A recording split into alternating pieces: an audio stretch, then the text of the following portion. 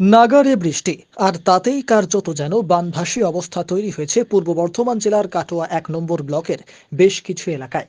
বৃষ্টির জেরে এবং বিভিন্ন জলাধার থেকে জল ছাড়ায় ব্রহ্মানী নদীর জল ব্যাপকভাবে বৃদ্ধি পেয়েছে। কাটোয়া ১ নম্বর ব্লকের করজ গ্রামাঞ্চলের শ্রীরামপুর গ্রাম এখন জল থই থই অবস্থা। শ্রীরামপুর গ্রামের ভিতরে জল জমে থাকার জন্য সাধারণ মানুষদের সমস্যার মধ্যে পড়তে হচ্ছে। সেই খবর জানতে পেরেও সমস্যা সমাধানের জন্য এগিয়ে আসেনি ব্লক প্রশাসন, এমনটাই অভিযোগ করল গ্রামবাসীরা। অবশেষে বিধায়কের সহযোগিতায় শ্রীরামপুর গ্রামে এসে পৌঁছালো নৌকা ও স্পিডবোট। গত 2 তারিখে সকালে আমাদের প্রধান সাহেব নারায়ণচন্দ্র সান্দাকে খবর দিই যে শ্রীরামপুরে যোগাযোগ বিচ্ছিন্ন হয়েছে।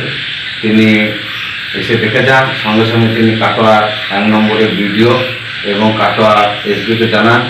কাটোয়া বিডিও দুবার এসেছিলেন যে আমি নৌকার ব্যবস্থা করছি, কিন্তু তিনি সারাদিনে কিছু করতে পারেন না।